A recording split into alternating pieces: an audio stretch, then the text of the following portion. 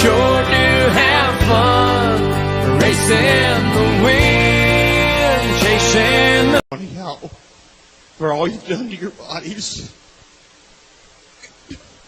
it's still real to me, damn it. I mean... You know what I love about that clip? The fact the lady reaches over and touches him like he just lost his meemaw. Oh, I know. That's what's great. yeah. Oh, let's let the host start the show. It's too late for that. You already started it. Anyway, Yeah. welcome. Funny how, for all you've done to your bodies, it's still real to me, damn it. I mean... Welcome to take two of It's Still Real to Me. On this first night of the March Madness. Hope your bracket's still alive. Jeremy says his is in good shape. Randy says his is not. And the last time I checked, mine is it's still there. Let me introduce people. I'm D. Howard Chaney here. You're the host for tonight, along with Mr. Jeremy Johnson. Jeremy, how's everything going? Doing pretty good on the road again, as you can probably tell. But yeah, good week so far. Ready to get home. Ready to get home. I feel like I'm a professional wrestler, as I've said before, going to hotel. There we go. And the man that makes it all possible, the CEO, the COO, the MOUSE of RiverCity-Media, the one and only QB, not QB1, Randy Cunningham. Randy, how's your week so far? You know what? How's Colorado State scored 29 points in 30 minutes of basketball? That's horrible. Terrible offense. I told you they're not that good. Virginia. It was atrocious. My week has not been good, but it has been good. Enrolled my daughter in high school. I've still got to watch AEW last night, which looks like a monster episode, but I did cheat and watch Edge, Adam Copeland. And you might hear somebody you know from that match on my list tonight, straight from the home office in Muncie, Indiana. Well, you didn't really have to watch a whole lot of it because you was getting a pretty good play-by-play between me and Jeremy last night. I was. I knew. At the end of the text change, I put everything I thought about the episode. And I think so far for what I've watched, it's been 100% accurate. And, hey, Swerve Strickland, I said about 3 weeks ago, a month ago, I'm telling you right now, he is a future AEW world champion and not far off from this either. Within this year, I think Swerve needs the belt on him. Right, absolutely. So before we get started, we'll go ahead and show our drinks of choice tonight. I got my typical bottle of water here. Randy has a Monster, and Jeremy looks like he's got something a little different. I have Senor Delicioso. So we'll see how this is. I picked it up. So what better thing to drink doing a wrestling podcast than a beverage with a luchador on the front of it? So we'll see what happens. Still representing Coca-Cola in the Coca-Cola Nation with Monster. Is that like an energy drink or something? Well, yeah. We'll go with that. For loco style. We'll go. We'll see how it does. Hey, So, those concerned about it, I do know Tennessee plays in 1 hour. We will be off the hour. Yeah, because look, here's the thing about doing a bracket. As many years since I was a kid, I've loved the tournament. And then the brackets became popular. I've never played fantasy football. I've never done a bracket. I did a bracket this year. I used a method, and what I did is I looked at bracket. I didn't do any analytics. I looked at it, and my first gut reaction is what I went with. So that's what you gotta do. the Carolina and Oregon game was one of the ones I hesitated a little bit, and I went with Carolina, and they sucked as I should have expected. So Anyway, so it's fun. It's got me a little more interested in the tournament as far as I want the teams I pick to win, not the underdogs that I always used to root for. So, Hey, You know, and they say they don't set up storylines in the tournament. Tennessee opens with St. Peter's, whose brother Armani Yep. Peter Ziegler starts on St. Yep. Peter's, is the brother to the Zakai Ziegler that starts for Tennessee. And then if they both win tonight, which right now Texas with a big lead, you get Tennessee versus Texas. Oh, where Rick Barnes used to be head coach. They've got that. It's been set up for a long time. and not only that, but the Oregon-South Carolina game, Oregon's starting point guard transferred from South Carolina. And he tore them a new one, son. Had 40 points. Absolutely. And here's throw another one in here. Creighton and Oregon play, and Dana Altman, who's the coach of Oregon, was the head coach at Creighton before he went to Oregon. So there you go. Don't set up storylines. Son, Hey, they're way better than Tony Khan. I'll tell you that right now. Well, the very last one, Jeremy predicted that Alabama would get hammered in the SEC tournament, and they did. That's right. Tennessee number 2. Yeah. So, Number 2. And I picked Alabama to win the first round game, but I'm going to tell you, if they lay an egg and get beat, it will not surprise me one bit. So, and then on the flip side, if they beat them by 30 points, it wouldn't surprise you either. Not really, because they can when they're hitting shots, they're tough to beat. When as long as the team 45+%, they're unbeatable almost. Yeah, that's right. They are trash. But that's what teams have figured out, and I think even these lower seeds, maybe with lesser talent, what they're going to do. I've argued this, and people, well, this offense, we score points. Their offense is part of their problem because they take quick shots. It puts their defense in a bad position. They're having to run back to play defense most of the game because they take quick shots and sometimes bad shots. Then the other thing, Nate Oates wants to shoot threes or layups. Well, okay. Well, you know what? You just made the opposing team's defensive strategy a lot easier because if you got a big that can protect at the rim and challenge at the rim, you run them off the three-point line and you play physical with them because they ain't going to shoot no mid-range. They're not shooting mid-range shots, and it makes it easier. And everybody that's been physical with them, i.e. last year, one of the best Alabama teams that they've ever had, San Diego State beat the brakes off of them because they were physical with them, and they did just that. So anyway, I know it's a wrestling podcast, but we already had Jeremy on the Bracket Buster podcast because he went on a rant. Last thing about the bracket, though, at halftime, Oakland 38, Kentucky 35. That's another one that makes me nervous. I went with a high seed on that, but Oakland, there's always one, and that this night's almost over. That might be the one. To watch Kentucky lose, I don't care what it does to my bracket, just as long as me neither, not really.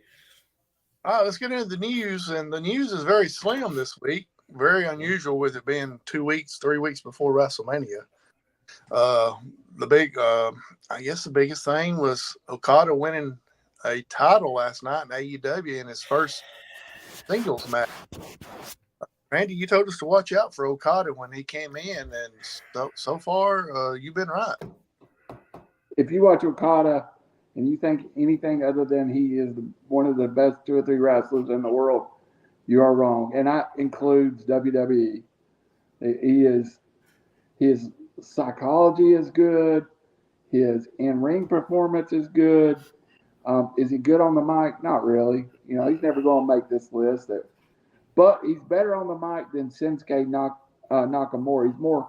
His English is clear. But putting him with the Young Bucks just irritates somebody so bad. And Okada, this is the part I don't think everybody grips.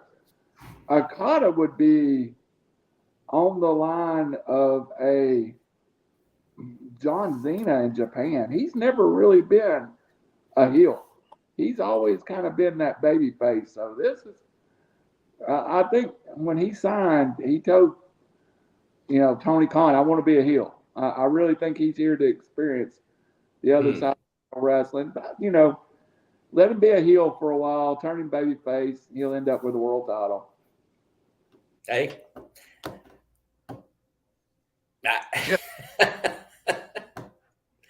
I mean, I will go with everybody else. I've watched Okada some, and I do think he's one of the better wrestlers. I still don't know what they're going to do with him. I thought the crowd the other night was dead, even for him. I didn't think the crowd.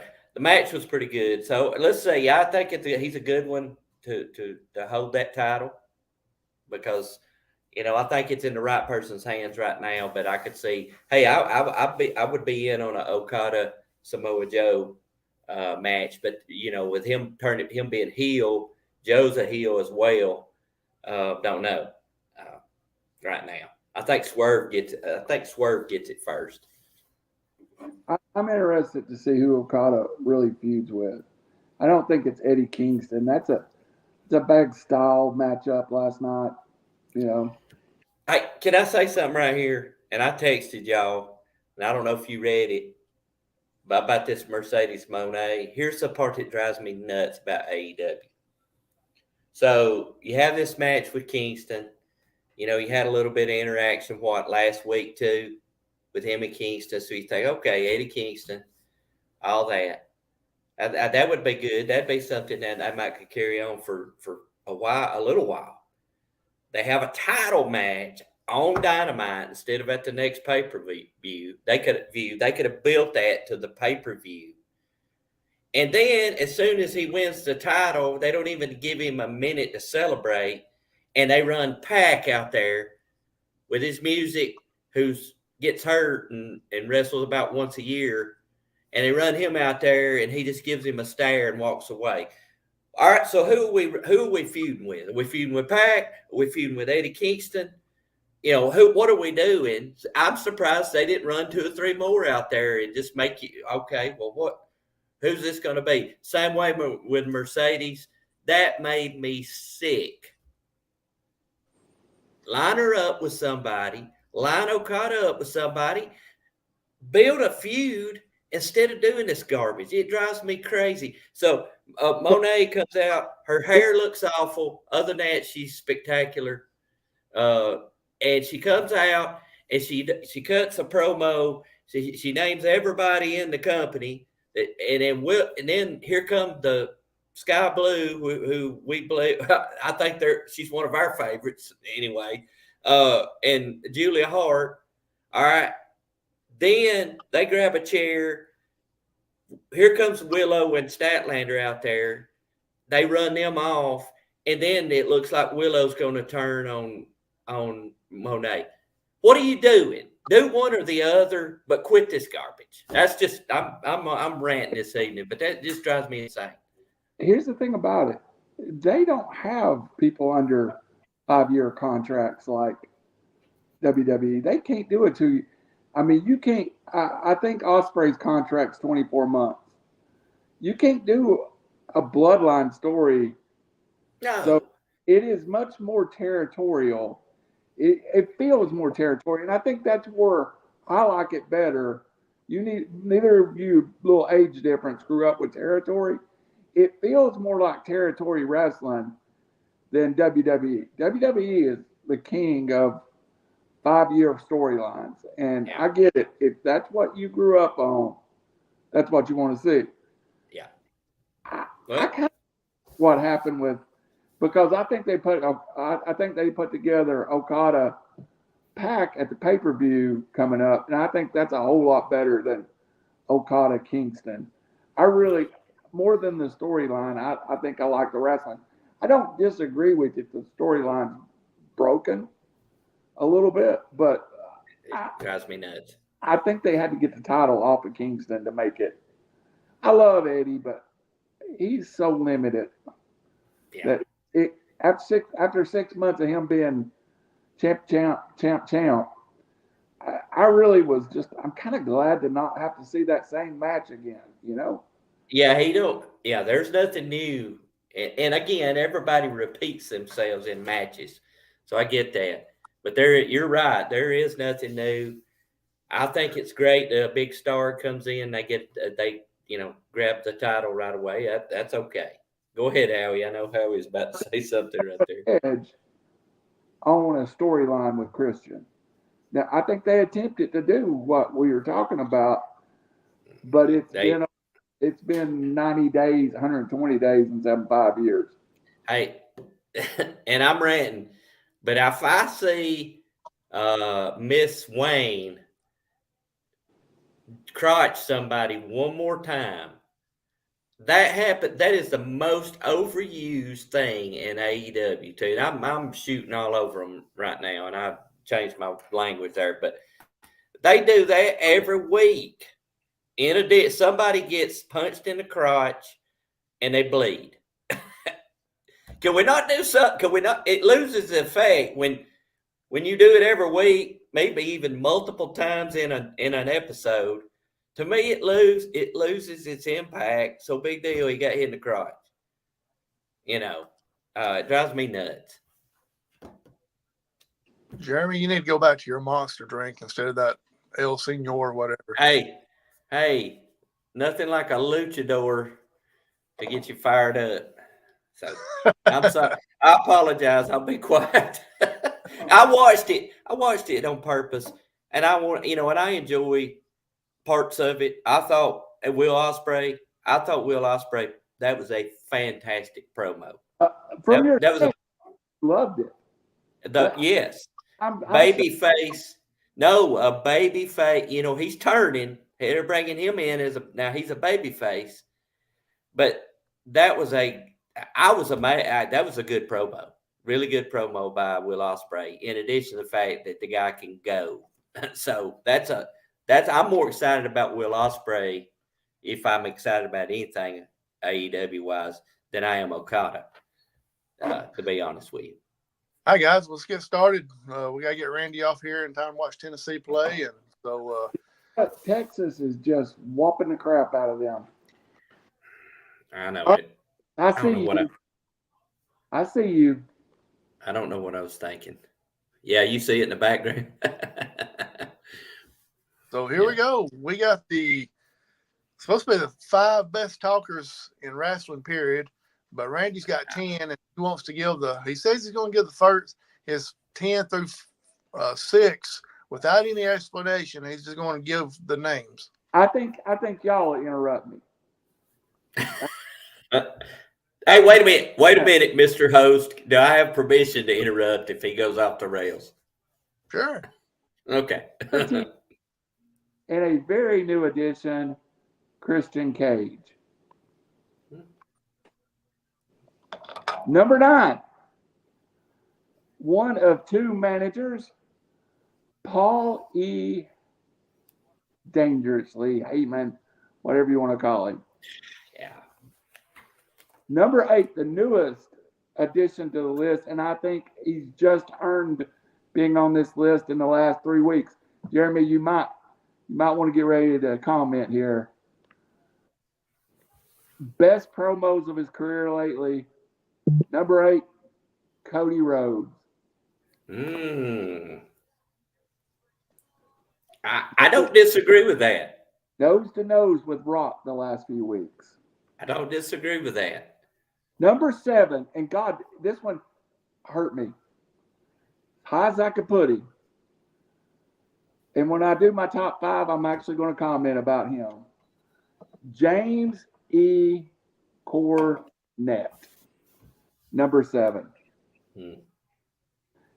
Number 6, before we hit my list, Jake the Snake Roberts. Oh. So that's what it's got. Hey, Rocky Shaw is watching us. The shout out from the next Georgia legend, shouting out us there. Hey, come see him tomorrow. The new promotion he was with, Forever Pro Wrestling just had Jay Lethal in. Let's not forget the next Georgia legend. So, what I will say about that list, I think that shows you how good you've got to be to make my list. Yeah. And no one on my list made my list. I don't think it didn't consider maybe the best talker in the sport. Hi, Jeremy. You want to go give a few of your honorable mentions before you do your top 5? Yeah, I'm going to go ahead and this. I think me and Randall and I we're back on the same page. And for those of you who listen who think we planned this out, that is not the case. Like I said, our text thread. No, I can verify that Randy does not give nobody those names because he has talked to me 3 or 4 times since this has been announced, and he will not take one name, period, that's on his list. Hey, unlike AEW, I believe in kayfabe. Mm-hmm. So your honorable mention, Jeremy. Honorable mention, and again, this is all a matter of personal opinions, right? I've got 3, and I'm gonna put at number 8, who the aforementioned Christian Cage, because I do think he's doing good work. We've talked about him before. This gimmick he's got, he's a great heel. So I got Christian at number 8. I have MJF at number 7. Now I know people probably don't even remember him as a heel. I had him on my heel list. This guy could talk. He could rile people up. He was on the edge of the PG era. I'll put it that way, with some of the comments that he made on Dynamite. I thought the deal before he disappeared and then he came back with a new contract, I thought that was fantastic. That stirred people up when he talked about Tony Khan, whether that was real or kayfabe. I thought it was great. We need heel MJF when he comes back. So I said I wasn't going to talk. The other person that I have at number, number 6, I'm going to go with, and man, this one was tough, but I got to put Paul Heyman in there as well. He probably deserves to be in the top 5.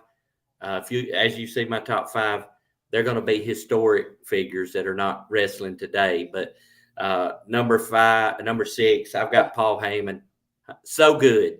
He's so good. Everything about him, his facials, his just how he carries himself. And he, it's getting a little more difficult for Paul Heyman to carry himself nowadays. But I don't know if y'all caught this, and I said I wasn't going to talk no more, but dadgum, when he was out with the tribal chief, his hair turning gray, and then I know that wasn't talking. He's just good, so good. Hey, I Hall think of Famer. He's done.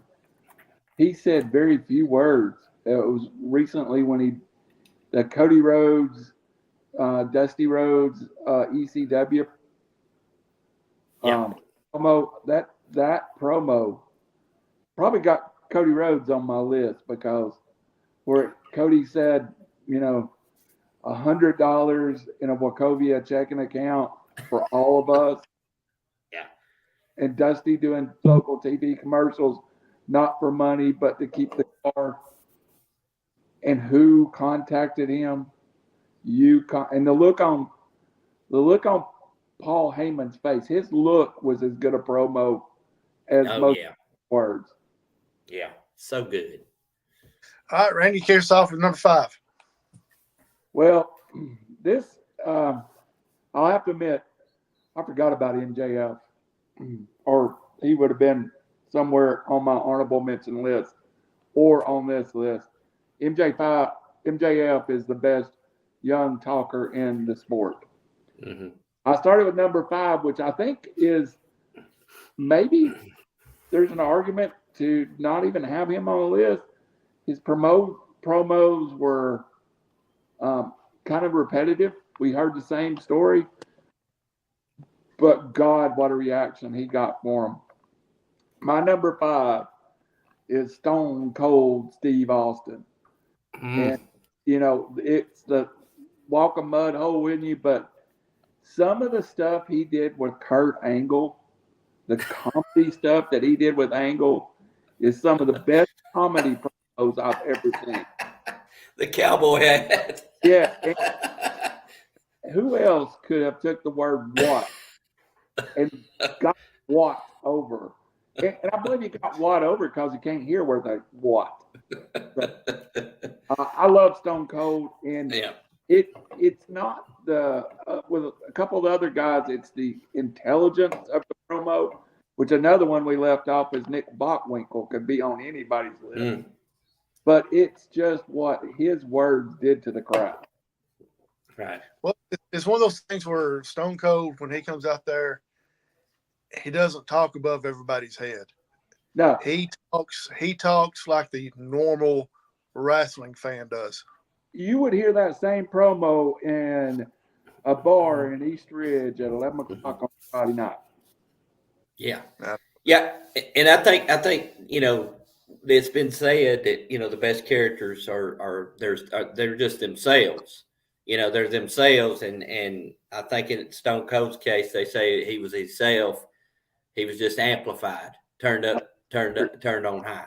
Yeah. But let's also go back to Steve-O-Mania. Steve-O-Mania in ECW is one of the best promos ever cut. Yeah, it was. Where he got Eric Bischoff and how Hogan blocked his way in WCW, and he had on a shirt that said Steve-O-Mania. Yep. Talking about climbing the golden rung, and he's like, they told me they were putting me with Harley Race and giving me the US strap.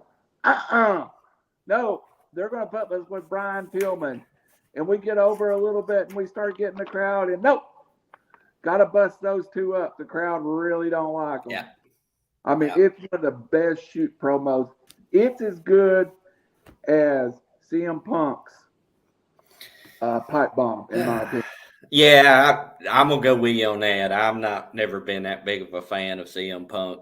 As far as I know he can talk, but I'd rather watch him in the ring. Be honest. No kayfabe to CM Punk. And it's real. Yeah. All right, Jeremy, you're number 5.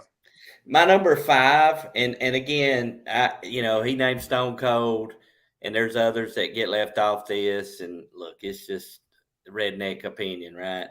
I got my number 5, and he might not make many people's list, but if you really listen to his promos back in the 80s for Crockett, Arn Anderson could cut a promo. Rome, Georgia's own Marty Lundy, Arn Anderson, I have it my number 5, and I'm not here to toot my own horn, but toot.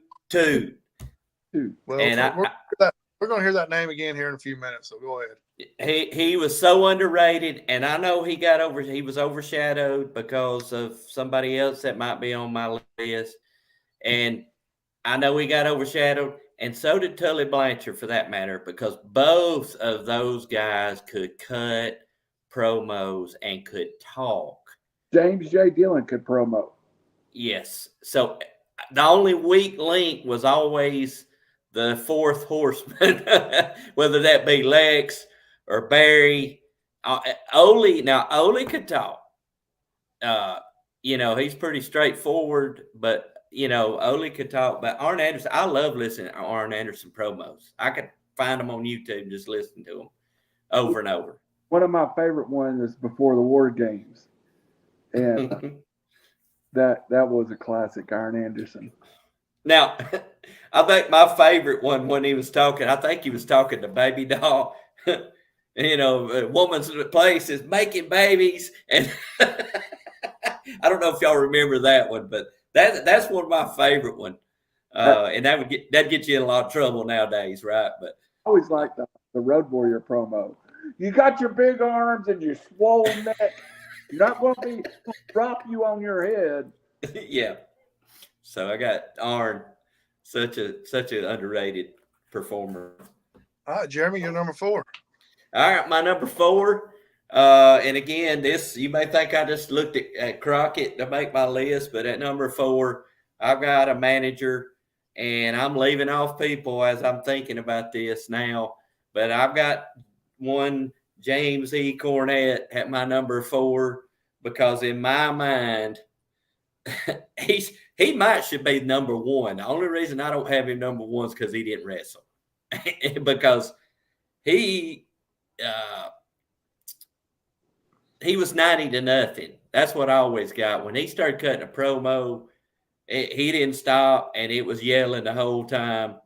And but he could get heat, brother, with his promos. And he's the one. I mean, he was the heater for the Midnight Express, as I said last week.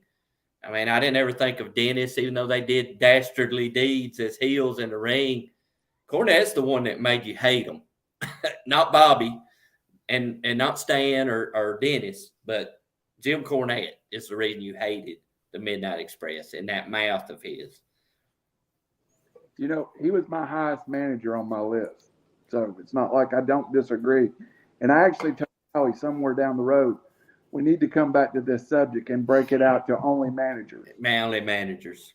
Yeah. I agree. Because there's some people. Yeah, the only thing with Jim Cornette is if somebody said something to him during his promo, he was so quick on his feet that he could adjust to the and keep it going. Yes. I will tell you my criticism of James E. And y'all know I'd tell him if he said now, he's my favorite podcaster in the world. He's probably my favorite manager in the world, him or Bobby Heenan. The only criticism I've got of James E. Cornette, and he kind of broke away from it at one point, is that his promos were always centered around the same storyline that had carried on for 20 years. His mama, her money. And then when he went heel for that, or face for that short time, and he cut a promo at UTC Arena on a Clash of Champions against the Four Horsemen, that may be my favorite James E. Cornette promo, because it wasn't nothing about his mama, it wasn't nothing about money, it wasn't nothing about healing up. It was a straight shoot promo. Hey, so let me ask you something. You mentioned him in the Four Horsemen. We never did really get to see that, did we? Well, they teased it, but not to the extent that could have been. But no, not to the extent it could be. They beat Ole or Iron and Tully for the World Championship, but that was a last minute. But what they did at a Clash of Champions was they turned Midnight Express right back heel, because that's when the original Midnight Express showed up. But for about a 9-month run, they turned the Midnight Express face, and one of the big payoffs of it was UTC season beatings main event, Barry Windham, Ric Flair versus the Midnight Express. And I will say, when we do our favorite matches we've ever seen live, that's my favorite match I ever seen live. It's my favorite match of all time. Wow. It is that good. Bobby Eaton and Barry Windham, ridiculous work. Yes. So in addition to that, is that pay-per-view title not the best title ever, or that theme, seasons beatings? That's got to be the best thing ever for wrestling. Yes. Kind of a downer Clash of Champions. I worked that Clash of Champions. And I mean, I had the privilege of being backstage during that Clash of Champions. But it definitely was the one match that made the whole venue. Right. All right, Randy, you're number 4. Well,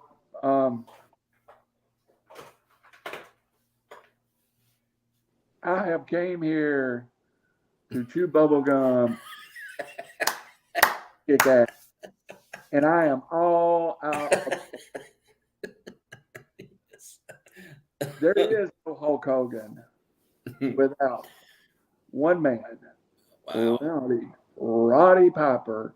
And hey, in that scenario, Hogan wasn't the star.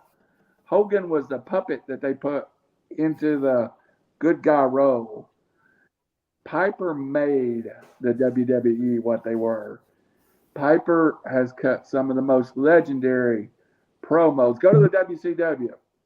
He showed up to WCW after being retired, having a hip replacement. Walks into the ring, confronts Hogan. He says, I'm only here for a reality check. I'm not here to fight you.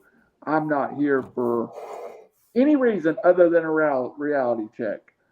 And my reality check is I'm just as big a star in Hollywood, in this wrestling, as you are, Hulk Hogan. And Hulk Hogan kind of, Hogan done a pretty good job with it. And then at the end of it, he insults Piper. Piper's in the ring 30 minutes in this promo, and it is just magic. Andre Giant, Hulk Hogan, WrestleMania 3. What made it was Piper's Pit. Yeah. That Piper's Pit build-up, where Piper, who was a good guy at that point, and was going to his first retirement, just absolutely made WrestleMania 3. There was a moment where Andre reached over and grabbed Hogan's cross and ripped it off his chest. Trickle of blood coming down Hogan's chest. Piper is smart enough to focus on that blood. This Roddy Piper was one of his own. And you know what? MJF, and that wasn't planned at all. That was him just the closest thing to Piper we got today. Yes, absolutely. I would agree with that. Randy, you're number 3. All right, my number three started at number 1, and he's moved around. And the reason he's moved around because I think 1 and 2 built the wrestling industry. He is active. He's the only semi-active wrestler I have on the list. But how can you not watch one Rocky Maivia to the ring and rant for 30 minutes and talk about John Cena, Cody Rhodes, everybody on the books? Rocky in 2 minutes with a promo made his career. He's just joined the Nation of Domination. He gets 2 minutes to get himself over as a heel. And he starts it by going, "Die, Rocky, die." And how he had heard that for months. "You have disrespected me. Die, Rocky, die." Just incredible. And him, and his best line from the whole Xena, which went on for about 2 years, when he called him a yabba dabba do a fruit pebble, a fruity pebble. For the way he dressed was just brilliant. His feud, and we forget, his feud was Stone Cold, went 3 WrestleManias. 3. Yeah. Rock has done Rock came to temporarily be in the WWE to be a good guy and fight his cousin at WrestleMania. When that went wrong, he jumped into a $10,000 or $800 Versace shirt and went back to being heel Maivia in 1 minute. And his promos in this has been pretty spot on. And it's been a good build-up. I just think Rocky is one of those really smart guys that are really quick on the mic. And, he all his cherry pie and pie eating. And Howie and I saw him at WrestleMania. And the best part of that WrestleMania was his 3 or 4 promos he cut during the WrestleMania. 1 or 2 good matches, but a lot of Rock. And it made the show. So yeah, he was the host of WrestleMania that night. Yep, and I mean it made the show, Howie. I don't know how you feel about it. There was a couple of good matches during that night, but really, his appearance and Stone Cold's appearance were really the highlight of the WrestleMania. Yeah. When he went face to face with Pee Wee Herman that night, that kind of I think people could have done that. Right. Here's somebody that reminds me of something. Rocky is wrestling's Muhammad Ali of boxing. And that's what his promos remind me of. if I'm not mistaken, when Rock did that Nation of Domination promo, they were about to release him, wasn't they? They were. He was very close. He could Yeah. not go over as a baby face. Mm-mm. And again, one of the reasons I hate Vince McMahon is what they slapped that stupid Flex Cabana on him. He spends all his time in developmental in Memphis. Flex Cabana, and they bring him up there, and they really he wasn't ready, and they slap a stupid name on him. And Hey. he was trying to mention that. I mentioned that this past Friday Yeah. night on SmackDown. So is he anyway related? Is Flex Cabana anyway related to Cabana Man Dan? I don't know if y'all know who Cabana Man Dan is. How he does, I can tell. what that was Cabana for years. And that's all I can think of. Yeah, Flex Cabana was the worst. Yeah. And at that point, I had Memphis Wrestling coming in on Chattanooga TV. Mm-hmm. Every week I would watch. And at the time, I didn't know he was Rocky Johnson's kid. I didn't know who he was. Mm-hmm. And I just watch him and go, God, that's horrible. Yeah. So Cabana Band, the miniature version of Ricky the Dragon Steamboat. yeah. All right, Jeremy, you're number 3. All right, so at my number 3, and again, since Randall decided to list everybody that's ever talked on a microphone before he got started, I think Rocky. I don't know if Rocky Shaw's still, but Rocky. I don't know if he's still listening, but he I think you were on this list, Rocky. So at my number 3, I've got Jake Roberts, and the reason I have Jake Roberts there is because he really was a contrast from most of the promos that you saw that were loud, high energy, fast.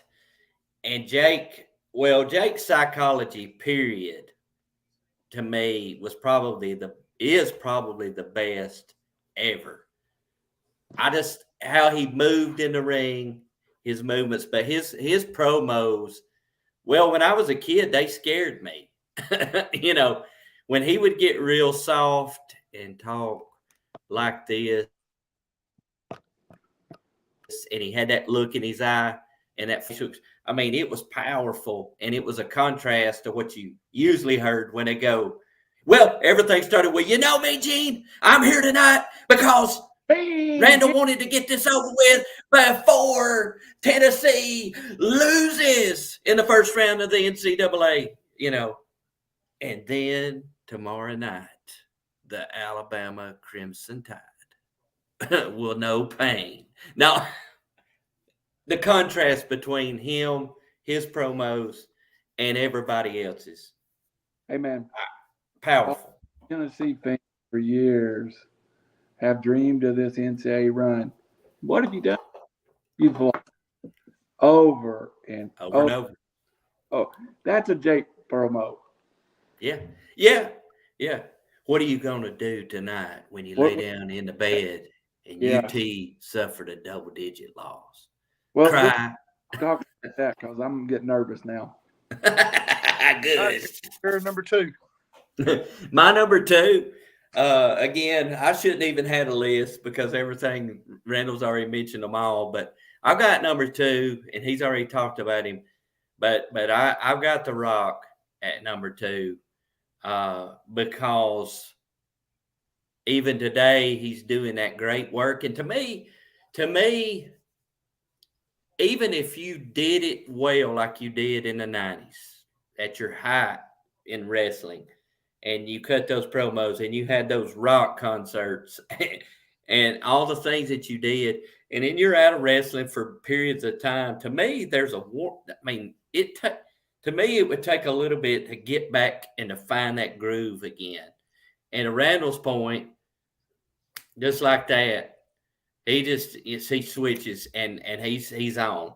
And I love it. And what does it say about somebody? I know people I've been following UFL of United Football League, which is going to kick off here in a few weeks. been following some of their pages and stuff because I'm interested. But The Rock, owner of the XFL and the merger, and people are crapping on him about that. They're crapping on him about wrestling. Hey, what does it say about you that you're at the height of your career was almost 20 years ago, as far as wrestling goes, and you can still show up and be the most electrifying man in professional wrestling? Says a lot. And so if he has another good run here, he might consider him number one. Good deal. So let's see. If I'm mistaken, Jeremy, go ahead with your number one. Yep. So I don't think this is going to be a surprise to y'all because y'all know, and again, he may be supplanted at some point because I do think that, he had a pattern. He had a pattern that he followed, and he could do that back in the day because there wasn't social media. There wasn't nationwide broadcasting necessarily until they got on TBS, and necessarily to the extent that it is now. But I've got my number one, the Nature Boy, the one and only at number one, because he made people hate him, but he made women love him by his promos. And I just for me, it's personal because I love his promos. I love every part of it. There's YouTube reels that have like an hour straight of promos, his promos, and a lot of them are repetitive, and so they group them by topics. I can drive down the road and just listen to those over and over again. Everything. Do the dance. Huh? Woo! Woo! Woo! Woo!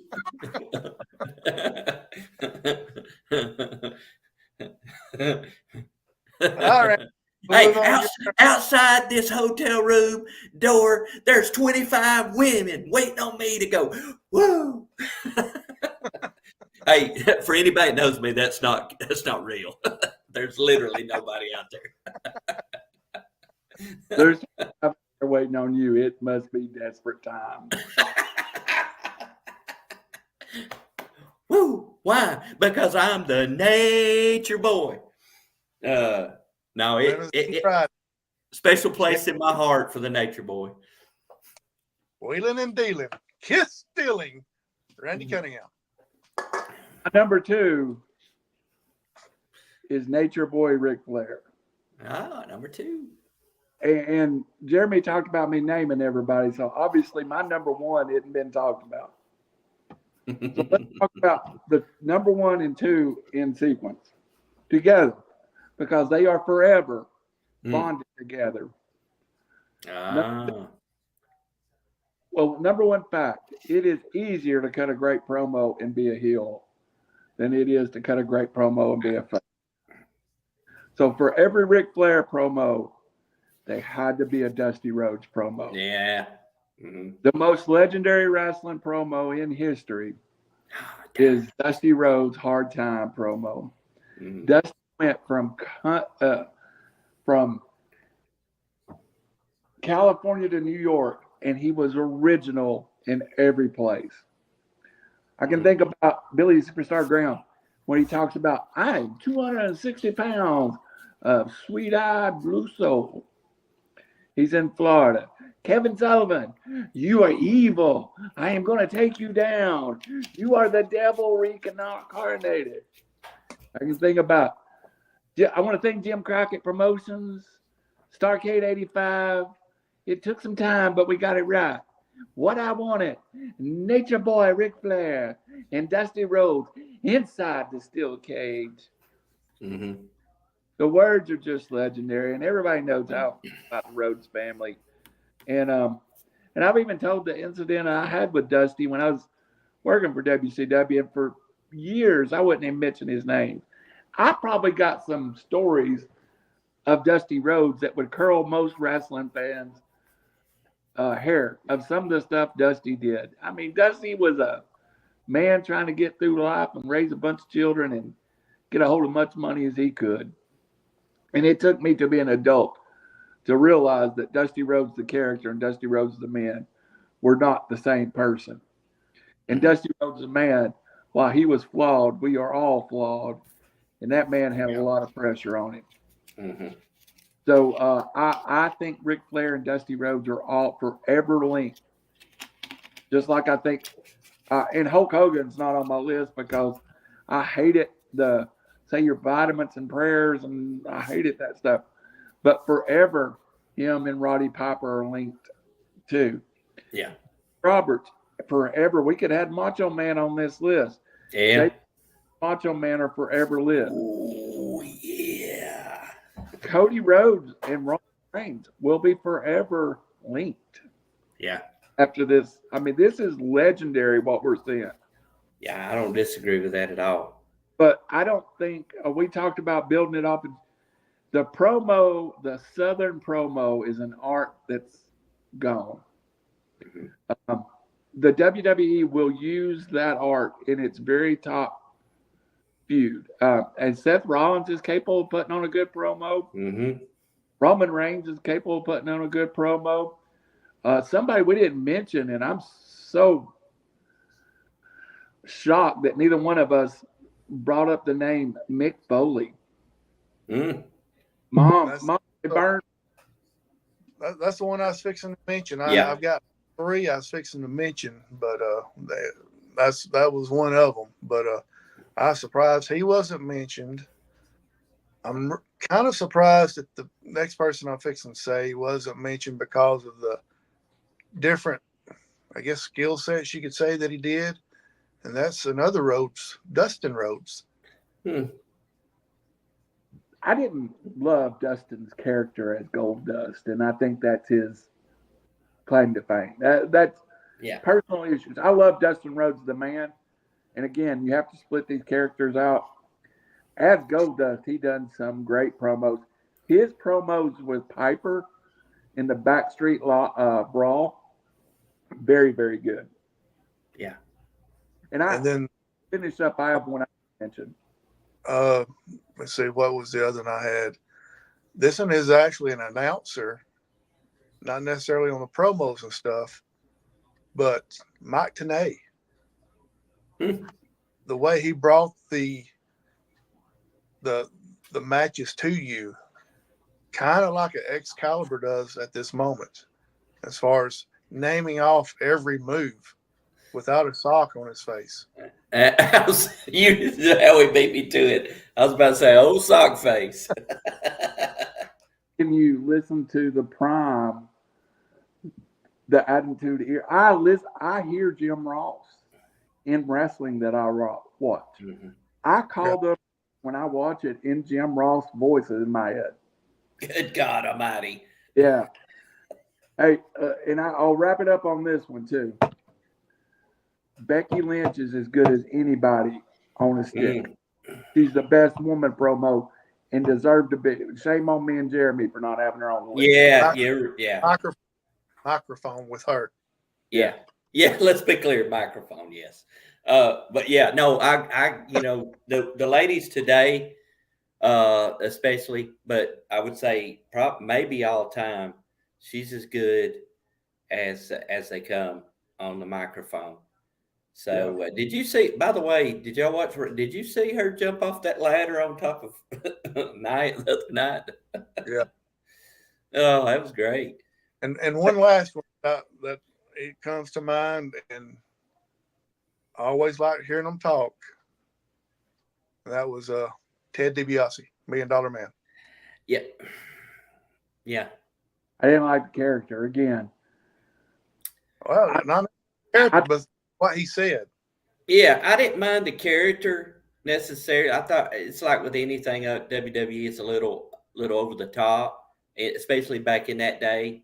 I think you could do that $1 Million Man, not call it that now, but a little less cartoonish and stuff. But that laugh and those challenges that he did, and the challenge that he did that time with a little kid out of the audience bouncing a basketball. That owns me every time. I mean, it's great. You took not for the kid, but for this is what kills me. Ted DiBiase was, let's call it a great Southern wrestler. Ted DiBiase was Steve Dr. Death Williams. And you made him the $1 Million Man. And you wonder why I had a hard time following their storyline. I get you there. I knew Ted DiBiase as Iron Mike DiBiase's son, the good guy that was always going to work his A off. And then he turned heel and he wore a black glove and punched people in the face. And then to turn, and you never heard a word. And that's what gives me heartache about the Vince McMahon era. I learned this weekend, did not know this. Did you know that Akeem, the African Dream, was a straight shot at Dusty Rhodes? And once you know that, go watch Akeem cut a promo and watch his movements and his gyrations and tell me that this Akeem wasn't. And you remember at the time, Dusty was their biggest enemy. He ran Crockett. Mm-hmm. And then I did not have a clue that character was supposed to be an insult to Dusty Rhodes. Did y'all watch the video clip I sent you the other day? It was Dusty and Akeem wrestling each other. Yes. Dusty, hey, give Dusty credit. He had to know, but he went with it. Put him in polka dots. He gets over. You do stuff like that, and he made it work. But here's the other thing about Vince. While we're on that subject, he never wanted anyone. He wanted to make sure his stamp was on everybody that became a star in his wrestling federation. So you take somebody like use Akeem as an example. He was the one man. Well, he was the one man gang. You change him to Akeem. You take Dusty and you put him in. You let him keep the American Dream, but you put him in polka dots. And then, he was not going to let anybody. Huh? It's so much better today. Yeah, it is. And so that's why when Cody came back to the WWE, of course, I know Vince was in flux at that time and possibly out of power. The best moment for me over the last year plus, probably 2 years now because we're approaching WrestleMania, is when Cody came out of the floor at WrestleMania 2 years ago with his theme music, his dress, his boots, his tights, his thing, everything about it was Cody. And I really got excited about that. Everything he had that night was what he wanted to leave the WWE to correct. Yep. That was a reason to be excited. Yeah. He left because they put him in a stupid costume and called him Stardust instead, like they did his brother, instead of letting him be who he should have been. And 100% agree. And I think if there's anybody that has creative control right now, it is Cody Rhodes. Oh, he's everywhere. He's on these. If y'all watching any of those A&E biographies, or Legends or Rivals, I think. Yeah, man, he's in those. They got him everywhere. And the two things he don't have dragging him down anymore, he ain't carrying a dog to a ring, and he ain't got his wife in tow. He's Cody Rhodes. Yep. Wearing that suit, looking only as he could look. Still with that's ugly tattoo on his Me and you, that's exactly what I was about to say. I was like, I was sitting on Randy Cunningham's couch that night when he came out at that pay-per-view for AEW. Randy and I'm like, that's got to be fake. And it wasn't. Hey, boys. Next week. Kentucky's about to get beat on a side note. Yes, 3 minutes from tipping off. All right, guys. Great show. Enjoyed it. Next week, let's talk about let's talk about the WWE Hall of Fame. I think everybody should be announced by then. Let's go over that, go over some news, and possibly by that time, maybe all the WrestleMania card would be set, and we can kind of talk about that a little bit as well. Hey, yeah, that sounds good to me. We'll have to pick another day because I'll be working Wednesday and Thursday. But yes, let's talk about the Hall of Fame, baby. Good deal.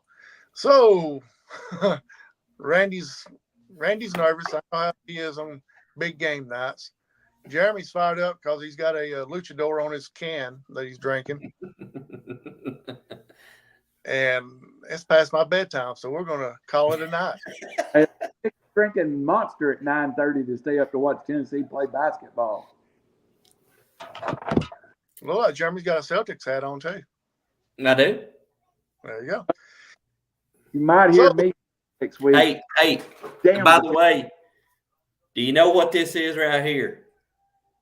Wahoo! Birmingham Americans. It's not before Randall's time. WFL 1974 World Football League. Birmingham Americans. The next year became the Vulcans before the league went out of business. So I got Americans, a Vulcan shirt, and I've got a Birmingham Stallion shirt. So I'm getting my collection built. Showboat fan. Mm-hmm. So, for Mr. Jeremy Johnson, let's get out here where we can watch a little bit of basketball. Mr. Jeremy Johnson for Randall QB1. For me, the Howie Chaney. Join us next week when you might hear Jeremy say, "You see this watch? It's $15,000 and I got 5 of them because I'm Jeremy Johnson." Good night and God bless. I'm just in a state of shock.